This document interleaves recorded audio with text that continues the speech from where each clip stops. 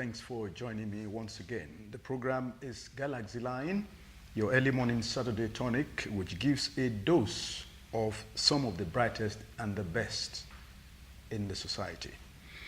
I am Segun Adiriye, your regular host.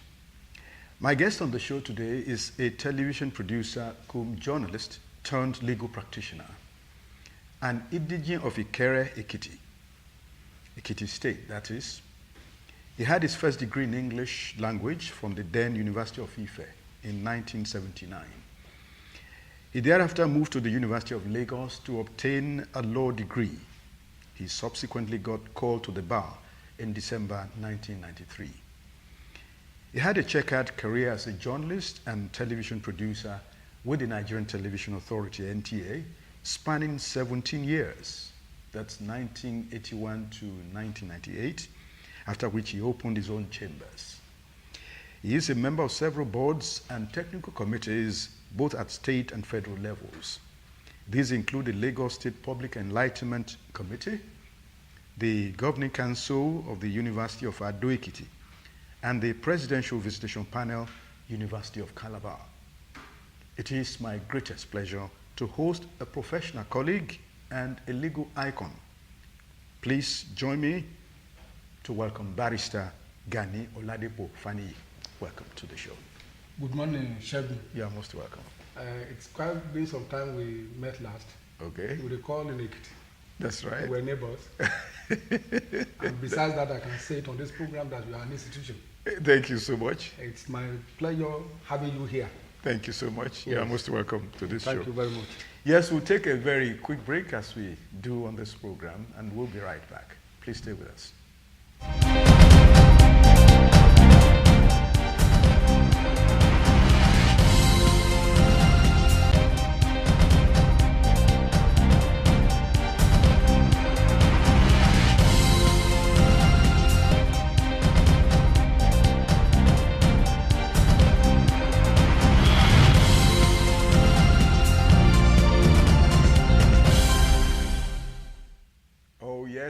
Just tuned in, the program is Galaxy Line, the top-rated weekend current affairs personality interview show on television.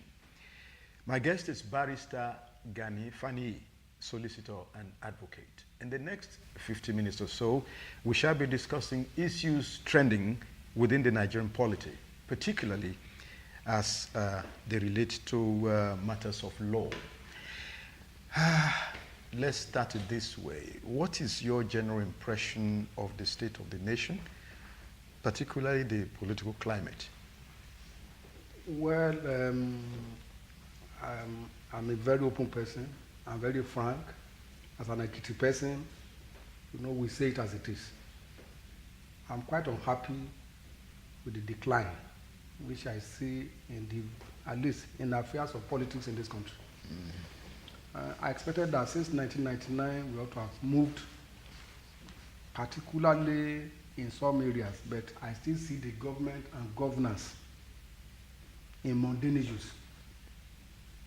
It appears partisanship still takes precedence over governance. Because when was it that we had the last election? We could hardly show any landmarks. Now we are talking of another election. And then what do you have all over the place? Impeachments here and there, wanting to change parties. And you want to ask yourself, is the political climate about the people? I have not seen the Nigerian being in the focus of political activities in this country. I've seen it as an enterprise for individuals. Don't you see how people change their parties as if they are changing their clothes? You want to wonder, is it serving people that is the interest? Or serving self? Or serving self. You look for greener pastures here today, tomorrow you go to the next one. So as it is, I've not seen anything significantly. But don't you blame the law for that? If our law were to say, no, you can't do it that way, wouldn't it have helped the situation? Yeah, to some extent, yes, because the law has a place. So what does it take to get the law to take its place? You see, systems are very, very important. Our system, as I see them, They don't encourage, even when the laws are there. You see that when we're in court, lawyers will be on one side, lawyers will be on the other side. You can't find us having a consensus easily.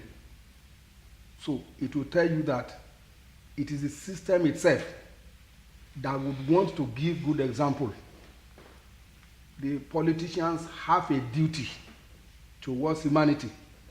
They have a duty towards the Nigerian project, other than looking for sanctuary under the law, as it is. The law is an adjunct to what we are talking about. We are part of it, virtually all aspects of the Nigerian system. But the politicians, the political system that we have, I'm afraid, much as we celebrate Chief Awolowo, if Chief Awolowo today runs the system that we have in this country today, I can assure you that he will not achieve the kind of success of who you were part of. You were in WNTV. These were landmarks in the history of this country that are yet unmatched as we talk today.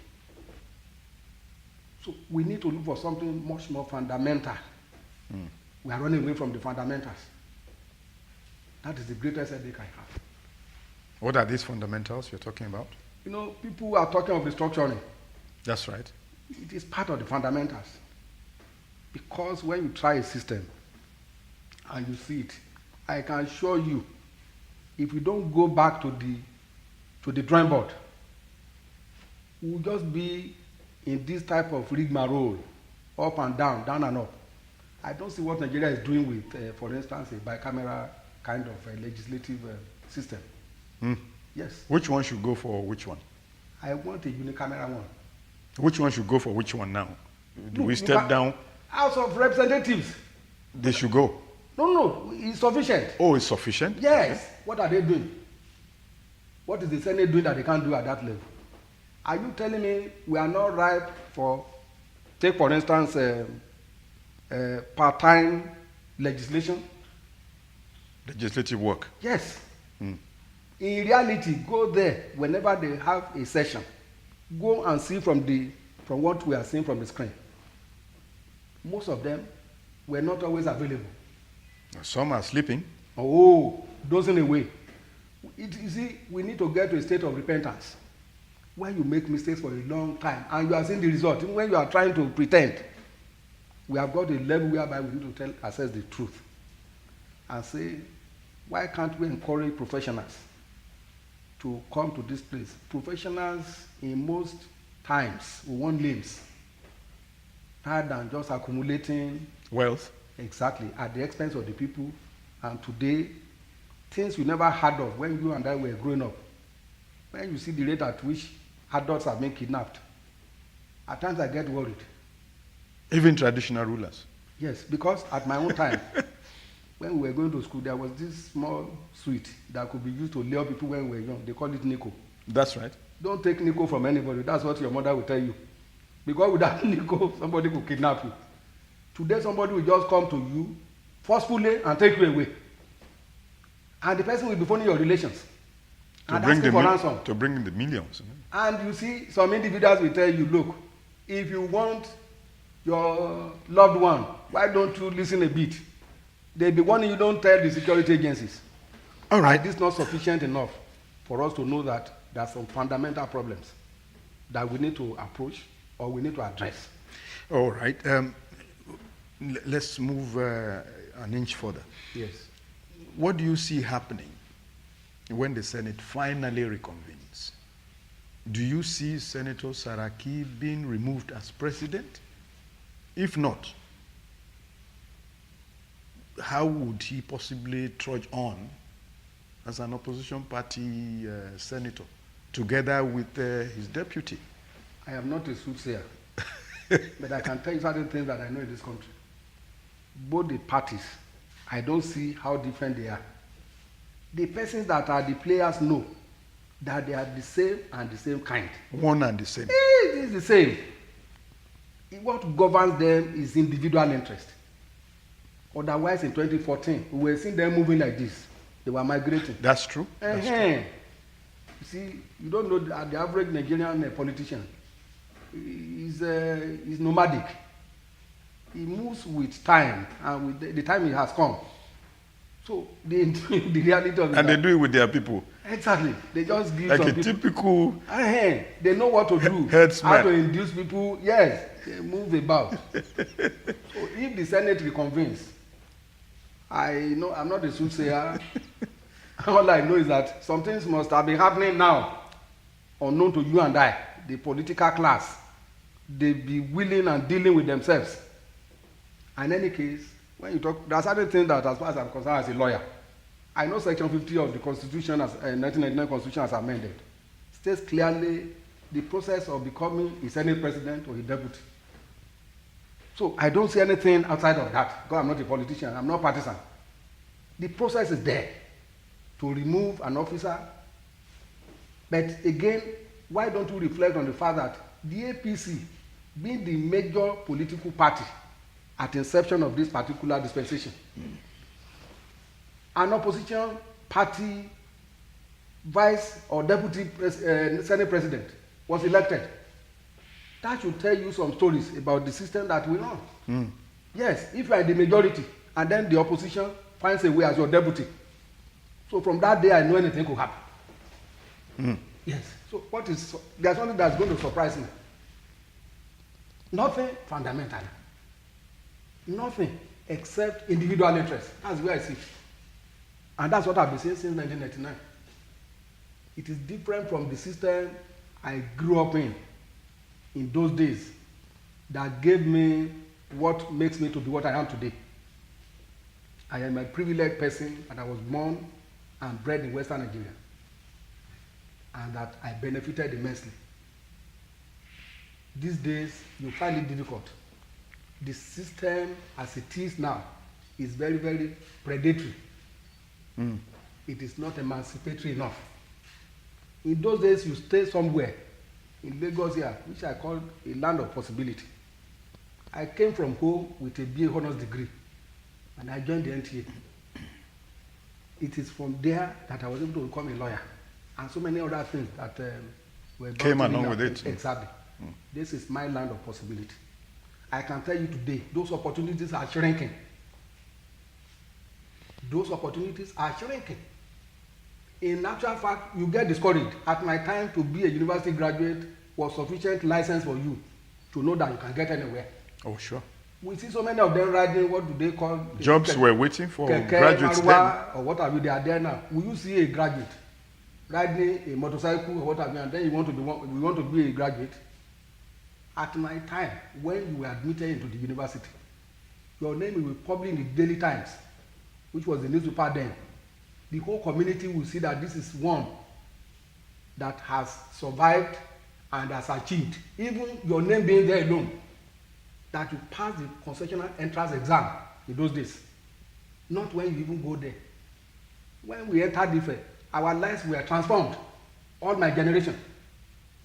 Because we came to an environment which was different completely from where we were coming from.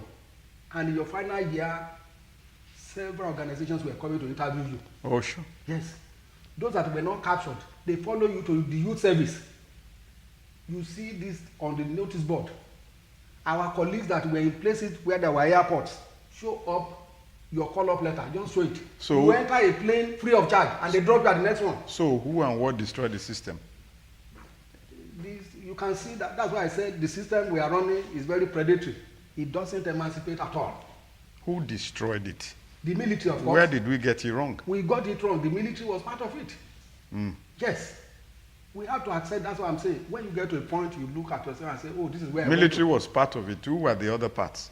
Who are the other parts? The other parts were their associates. Those who were benefiting.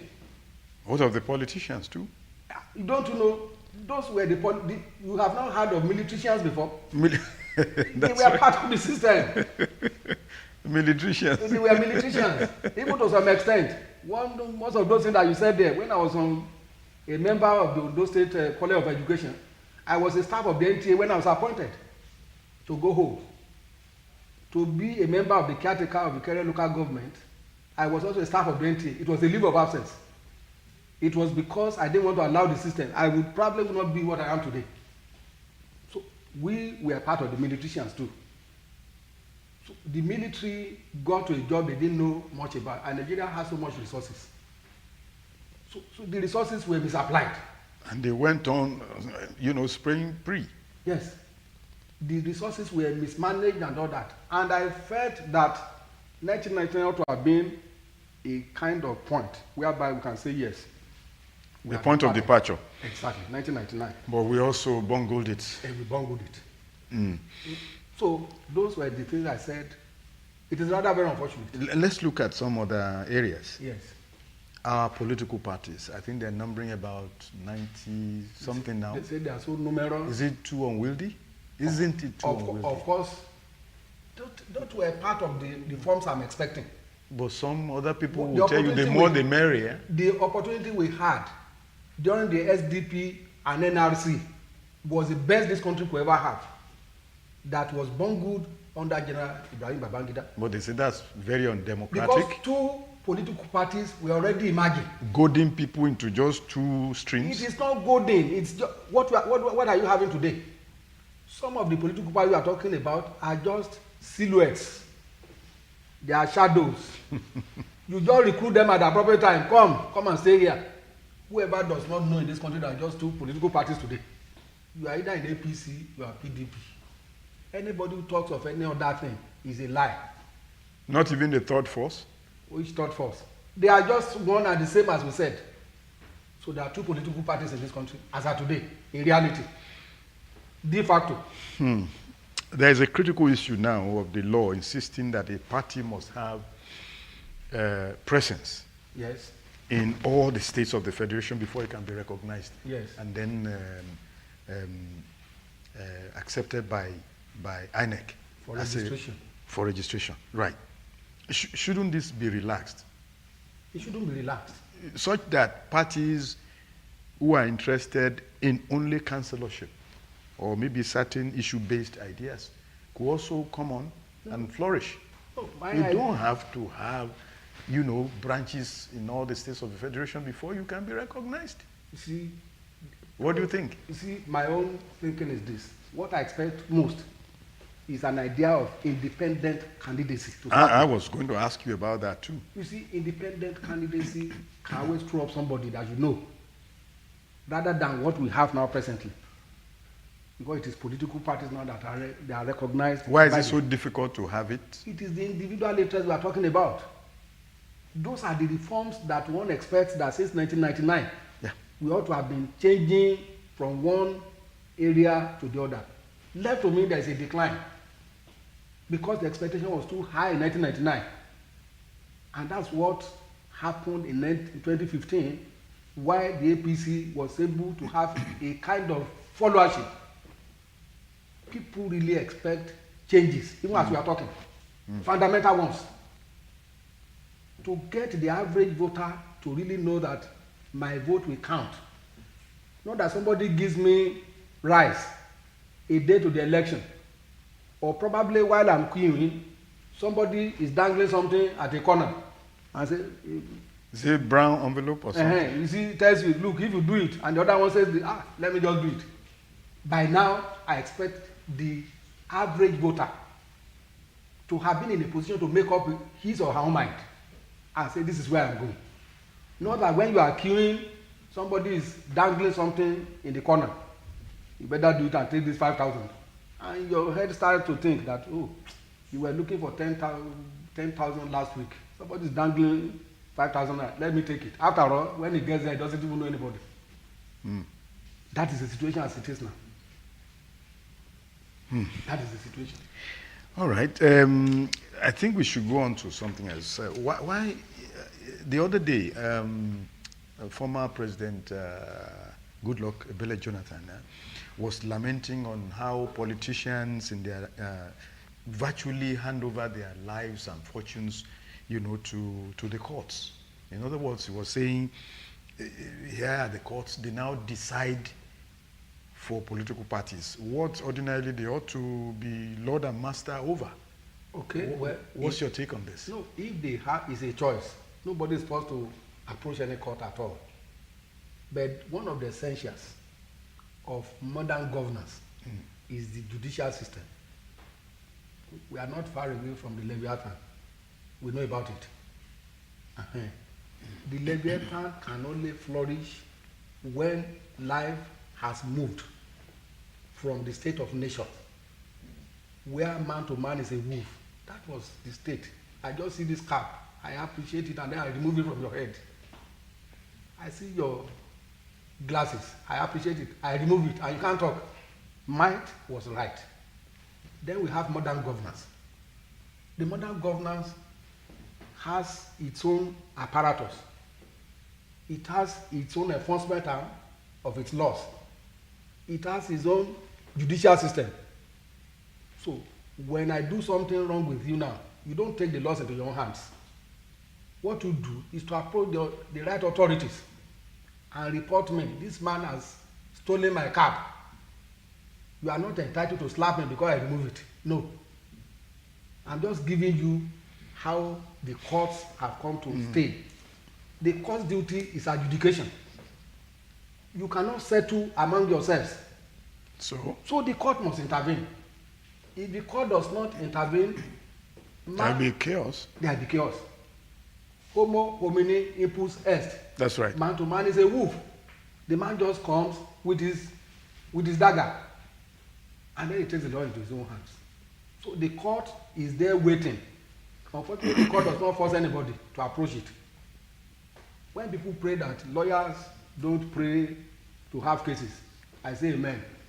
Because I know the system we are running cannot run away from the courts. Even inclusive of marriages. There will be disagreement. So pray till tomorrow morning. You will get people there right there in the courtrooms. So I disagree that it is the courts or legislative arm that is now determining for political parties. Rather, if not for the judicial system, you can be very sure of what Nigerians are, particularly the politicians, the desperate one, and there are too many. But should the courts override the highest authority of the political parties? Because that what is the meaning of the higher political? Everything is under the law. This is a copy of the 1999 Constitution. This is agronom. This is what directs what we do in this country today. So you are saying anything that is contrary to it. You say there is nothing like party supremacy? There is. That is a personal arrangement. Okay. Yes, the court recognizes it. In actual fact, if you follow your rules and your guidelines, the courts will not have jurisdiction. Yes. If you say we must jump 10 times before I achieve something, and somebody jumps 5 times and he achieves it, if I am aggrieved, I will approach the court. The guideline says we must jump 10 times. This man jumped only 5 times, and he was preferred over and above me. After I have jumped 10, then the court comes into interpreting the guidelines of such parties. In the days of the Awolowos, the Zikis of this world, parties were able to put themselves together better than what we have today. Today, it is under any little circumstance, they are running to the courts. Do you know, you see, it's not the only, center within the parties can no longer hold. They run to out of desperation. When you mention Awolowo, Azikwe, and the rest, keeps me remembering immediately. Awolowo categorized the politicians into 2 categories. And he said one is Ojelu, the other one is Oshelu. I had it in my ears when he said it. I was able to know the difference between the politician that is in service and the other one that is there to accumulate wealth and loot. Yes. Otherwise, if you saw the politicians of those days, even until recently, until 1979, the governor of this state lived in his own house. That can be. He rode in his own car. I saw it with my own eyes. I was already working here. So suddenly, somebody just said, governors are no longer human beings. They are extra human beings. The politicians decided to do it. So what you are having on ground, like what I say, fundamental changes must be made. Politics must not be made attractive to looters. It must make attractive to people who want to serve. Those who want their names to be written in gold. And I know, apart from you being a journalist, you are also into the scriptures. I've never seen anybody who died before, and they say, let's bury this house with him. We want to bury so many cars with him. All these things, as far as I'm concerned, they are not central. If humanity is central, then I believe politics should be a thing for you and I and most persons that are interested in humanity to embrace. In the face of all of this, Yes. will it be right to say the 1999 Constitution is a failure? It should be overhauled. Of course, to start with, the Constitution as it is. Because most of these It things lied we against want. itself. He said, we the people of this country. I know we people did it.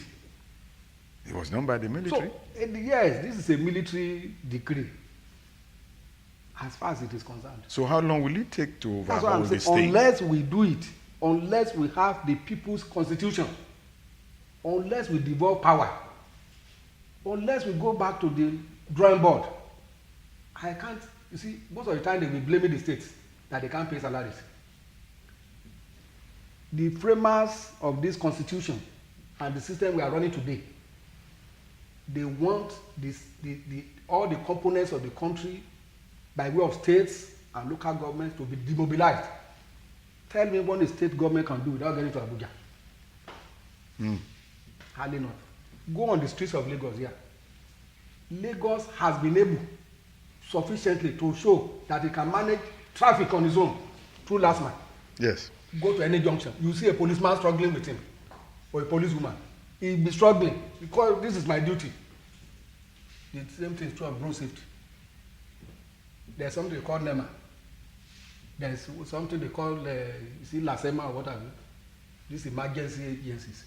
I've seen Lagos State mastered these aspects very well more than the federal government.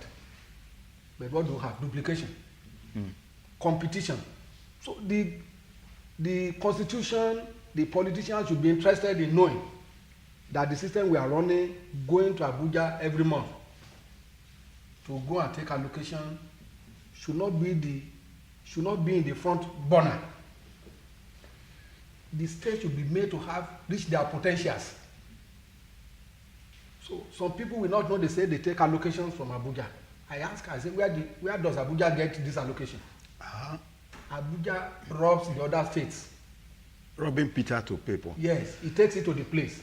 And now use some kind of spurious indices to divide it. They say local government, population. I know that the last population of this country, or the last local government we had was in 1976.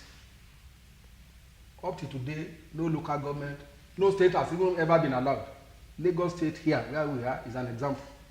You know the consequences when Lagos State initiated the use of even local government development areas. Local council development areas. You know what happened? The federal government, under the former president, decided to say, okay, I am also going to freeze your allocation. Let me take you further on the issue of having to overhaul the Constitution, 1999 Constitution. Yes. I think a great move was made when the National Confab was convened or convocated. Yes. That's the one in 2014. There have been several. Yes. The latest was 2014. Why can government not cash in on that? The National Assembly cash in on that to be able to restructure the Constitution and get most of the things we want written there. Because unless they are written and they become Constitution, people will continue to do what they like and the way they like it. It is part of the problem that we are having as a nation.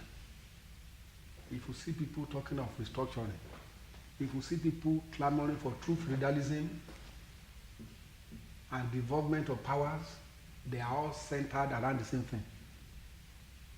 So, the 2014 National Conference touched too many areas that ordinarily, if we implement maybe 3/4 of it, the temperature of this country will go down. The high temperature. Yes, it will go down. It is obvious, we all know it. When we were younger, we may not be able to know.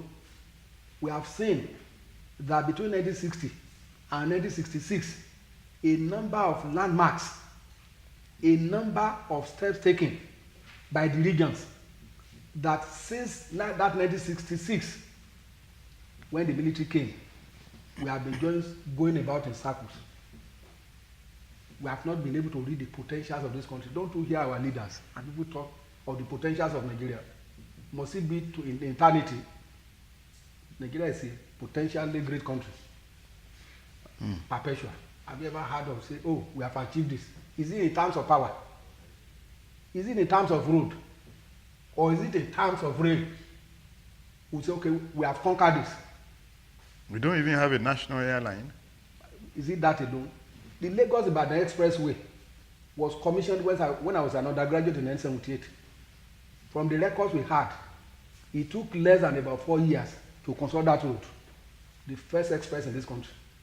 Over 5 years, they've just been trying to,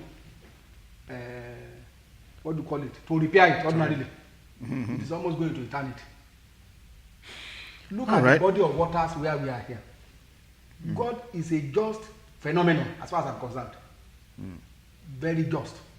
I expected by now that a great number of movement in Lagos will be done by the waters. Because when you go about, you just see, God does not make mistake by doing some of these things. Have we ever conquered it? No, we are all on the road. All right. We will be talking next about anti-corruption. You know, your assessment about, you know, that particular war strategy of the government of Nigeria. Yes. But at this point, we will need to take a little breather, and we'll be right back. Do stay with us.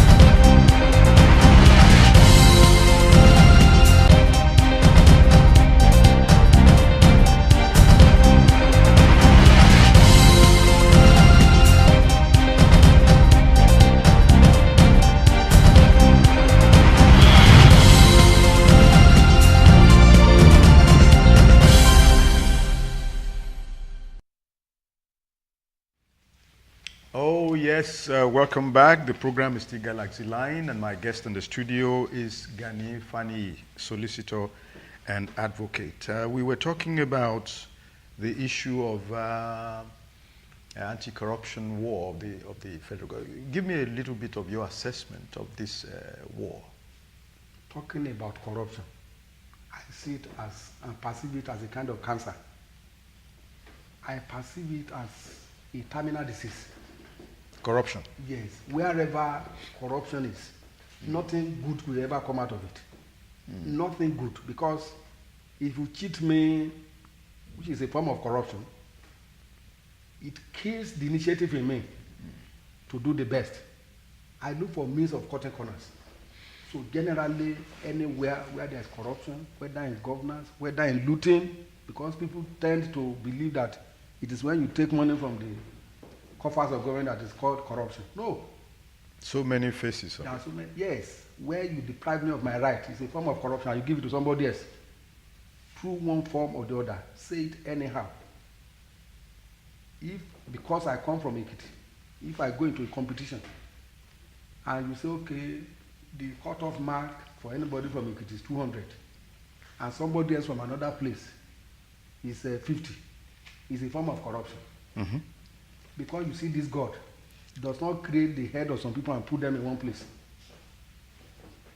For as long as God has never done it, I don't believe that the baobab, as it is, cannot grow in the desert. It can, if only you water it well. So, but generally, when we talk, what we get to know now is people looting. That's what they call corruption in Nigeria. So it's a good thing to hear. But the basic issue, nobody has ever been talking about it.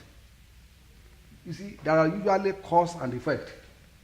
When you are fighting symptoms and you leave the cause, you are just be laboring yourself for nothing. Chasing shadows. Exactly. So that's my greatest fear of what is happening now.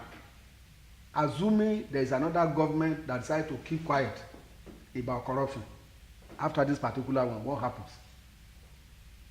We're back to square one. Exactly. So the fact that we are talking about this is like telling ourselves, yes, we are doing wrong. But I want the fundamentals to be addressed. And one of the fundamentals we have seen is the constitution, the ground norm of this country. It enables and encourages corruption. The constitution? Yes. How? The system of governance that we have. People who relentlessly talk of restructuring, devolution of power, all this and that, they know what they are doing. When you assemble too much power, it leads to corruption. You had in those days absolute power. Corrupts absolutely. Yes, that's what happens. When you decide that, okay, I want to micromanage, everything must come to a center. Mm. That is why, ordinarily, look at the system of elected governor. How tedious it is. Compare it to the appointment of a minister. Wow. The minister is just in his living room, and then somebody says, Mr. Man, you have been nominated to become a minister. A newscaster will announce it. He hears it on radio. Have you ever heard of the process? And he start running to Abuja. Exactly. And they say he's facing the National Assembly, he's facing the Senate, and he becomes a minister. In reality, in this country today, ministers are powerful than governors. More powerful. Good. There have been instances in the past that ministers had usurped governors. Mm-hmm. Because of the enormous power they call the federal might. Mm. So the system ought to be tinkered with. The moment that a minister could be so influential than a governor, I believe we need to look at all those areas if indeed we want to now deal with corruption and nail it. Permanently. And make sure that this thing you call corruption, apart from the fact that we need sanctions that are glaring to everyone else, that these are the consequences of this. And as I said, we must just not limit corruption to the issue of probably looting or getting access to the treasury. No. It must be so that it is holistic.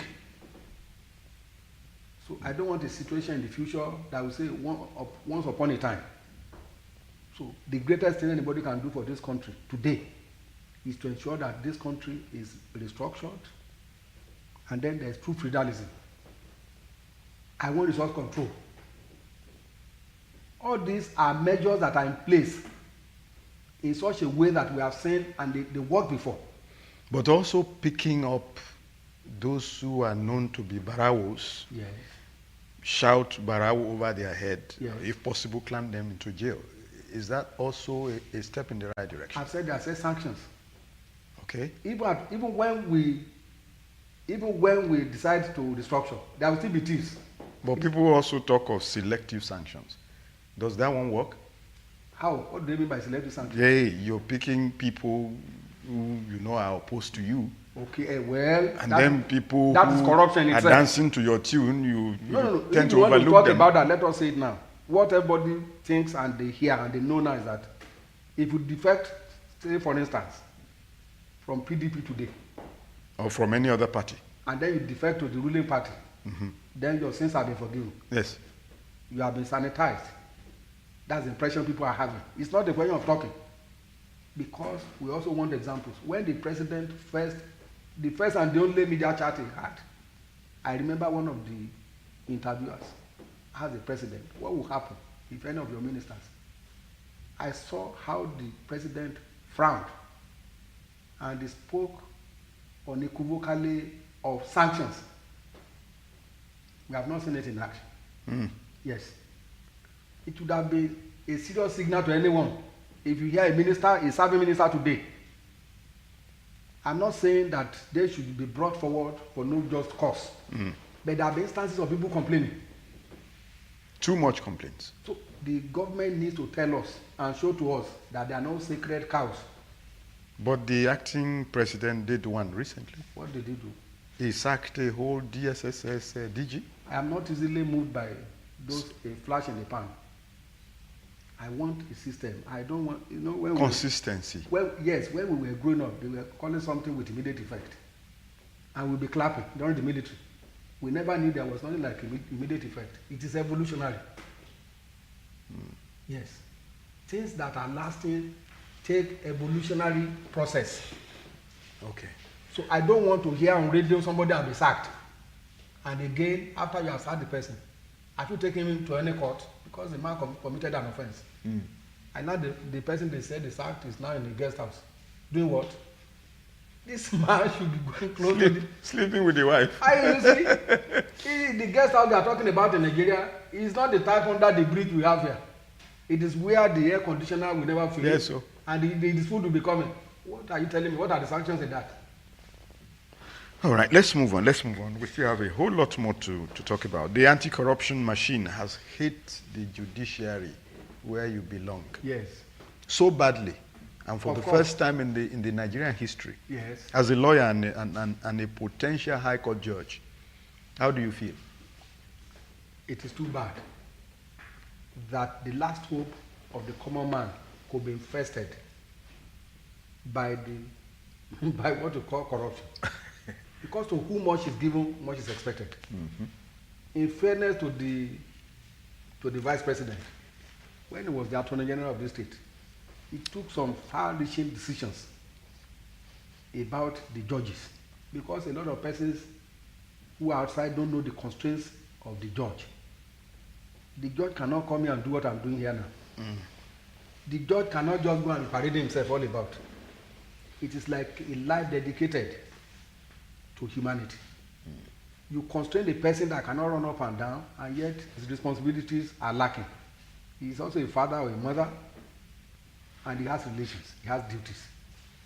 To a large extent today, I know that the condition of services of the judges are by far better than what it used to be. It could still be better. But then, what I have known is that, particularly when they are talking of probably improving the pay packet of the police, there's no amount you can pay to some people. Their greed can never be met. It can never. It is elastic.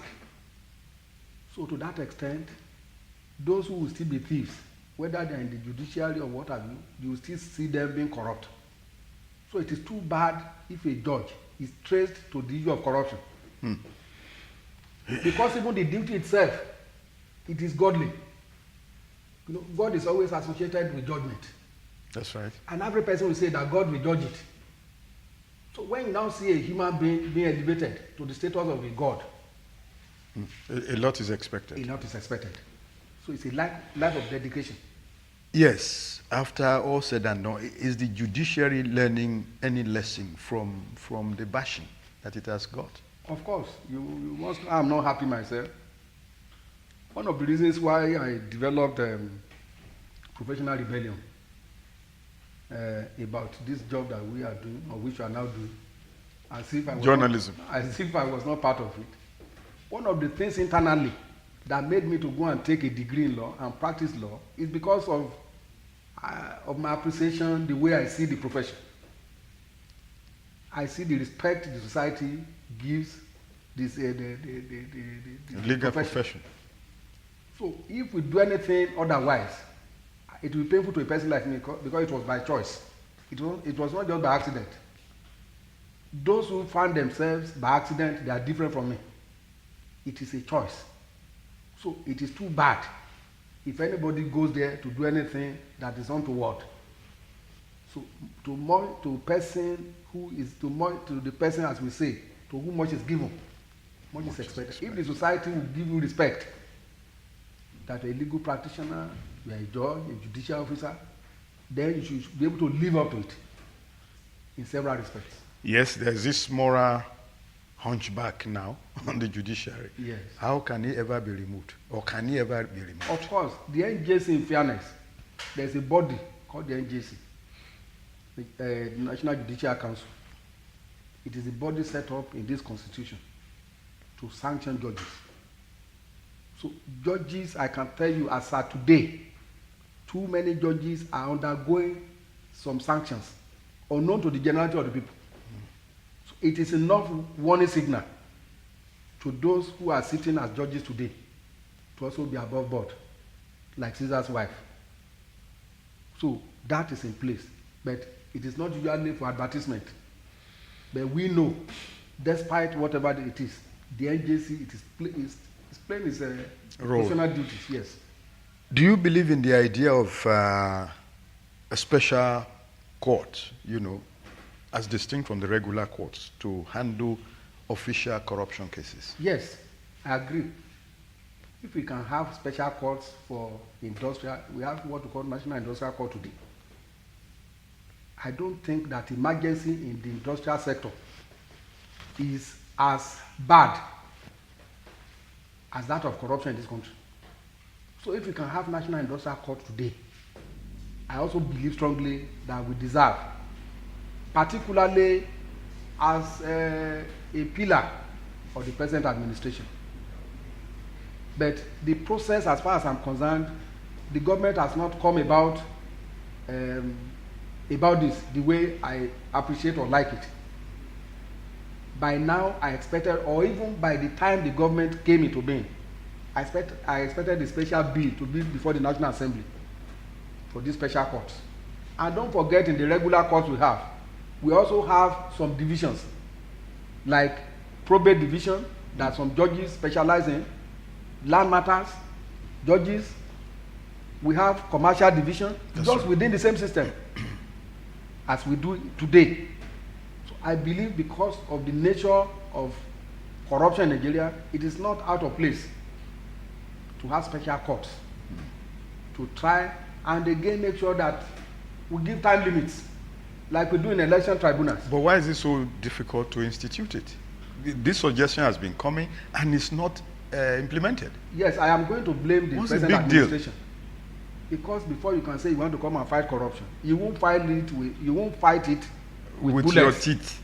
You won't just be going about with dagger. You won't be going about with just anything. No? Or with the SARS. No. It is not a solution.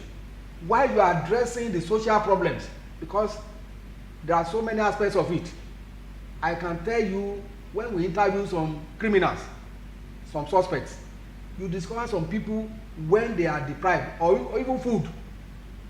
So we need to address some social issues in the society. Along with the punitive. Exactly. We need to emancipate the people. We need a situation whereby a young graduate should have a future, so that he will not be thinking it is only when I do Yahoo that I can ride good cars.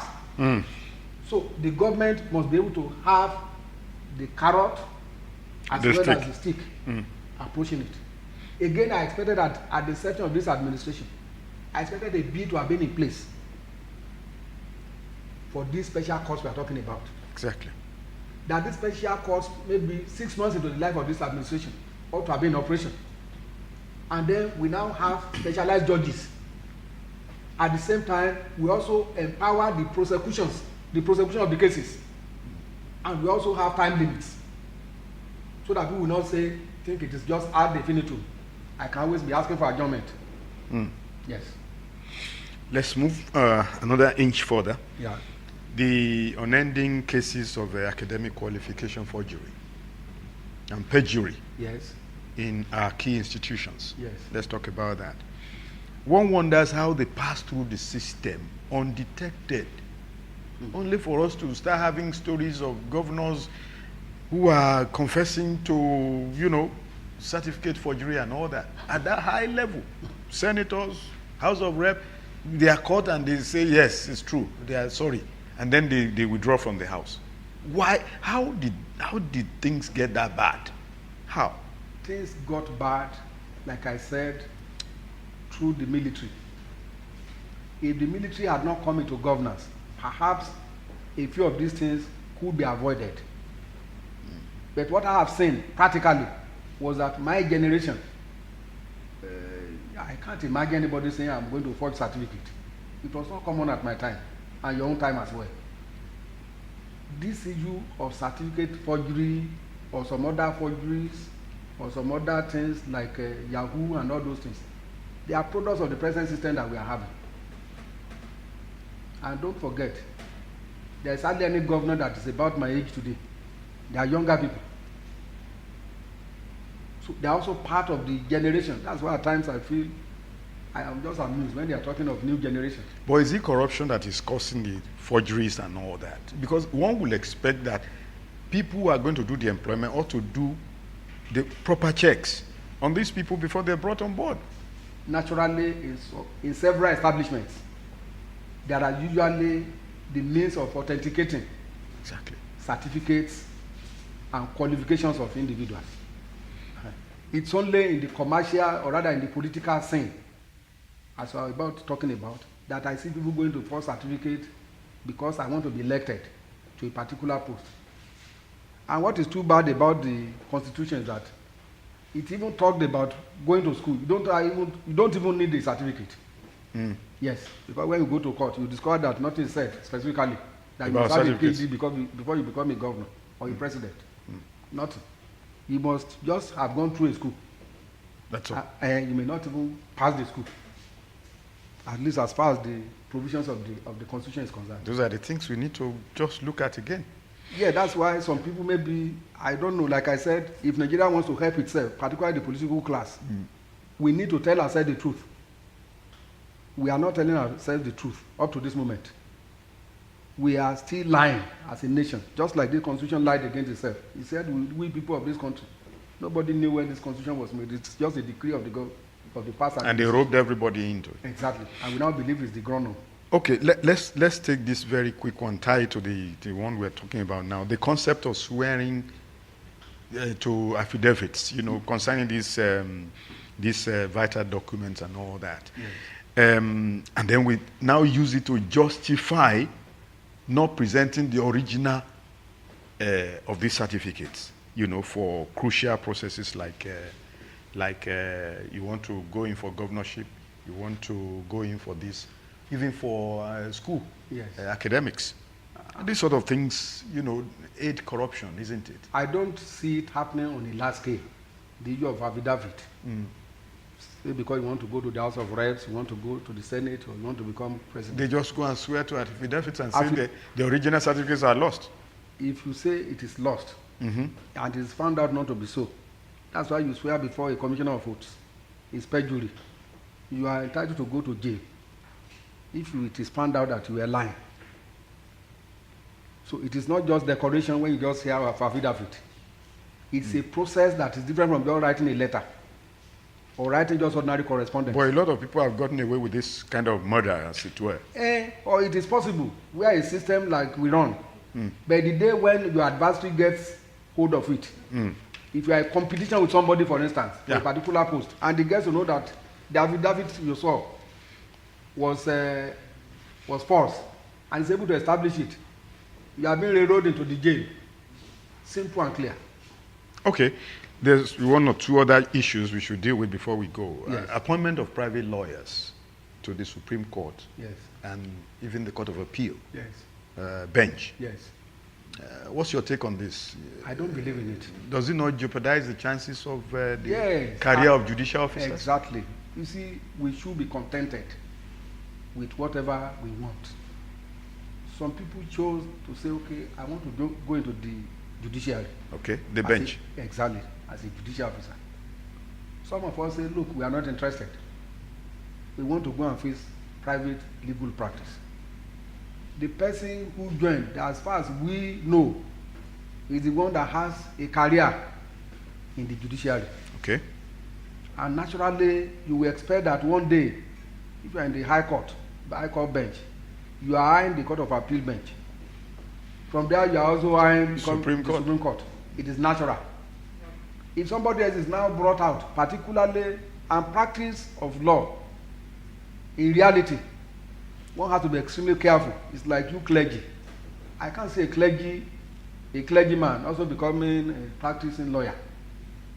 The nature of a practicing lawyer can make you to compromise quite a number of things. So I don't expect a lawyer that been in practice all his life and you now just see him in the Supreme Court. I don't believe in it, and I'm not one of the persons who endorse it. We have enough materials in the Court of Appeal as at this country today to be elevated to the bench of the Supreme Court. Likewise in high courts. We have very fine and vibrant judges that we don't need to go out to people like me in private practice that, oh, come and apply and compete. You will kill the morale. And again, don't forget, once you sit as a judge, you can't practice like us again forever. That's true, that's true.